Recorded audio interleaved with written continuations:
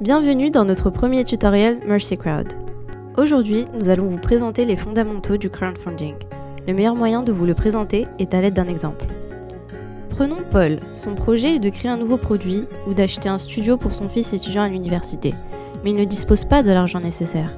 De l'autre côté, nous avons des personnes qui ont sur leur compte des sommes inutilisées et qui se demandent comment les faire fructifier. C'est dans ce contexte que s'inscrit le crowdfunding. C'est un moyen de lier les personnes qui ont des projets avec celles qui veulent investir. La plateforme de crowdfunding est une passerelle qui met en relation Paul et les investisseurs. Mais pourquoi les investisseurs confieraient-ils leur argent à Paul? Qu'obtiendront-ils en échange? Eh bien, cela dépend de la plateforme que vous utilisez.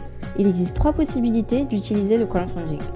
Pour un prêt, pour les dons avec ou sans contrepartie, et également pour le financement d'un projet sans création de dette.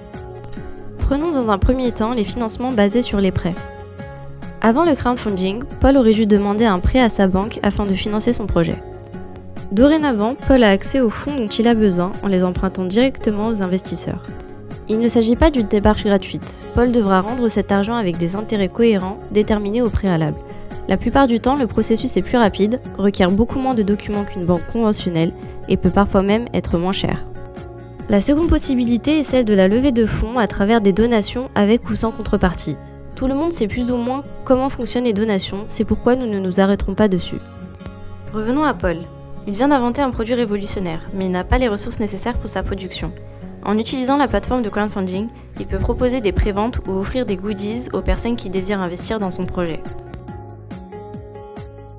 Si Paul réussit à lever les fonds nécessaires, il pourra ainsi produire son invention et vous l'offrir en contrepartie. Et enfin, le financement sans création de dette. C'est le processus par lequel Paul cédera des parts de son entreprise aux investisseurs. Tous les acquéreurs de ces parts deviendront alors copropriétaires avec Paul.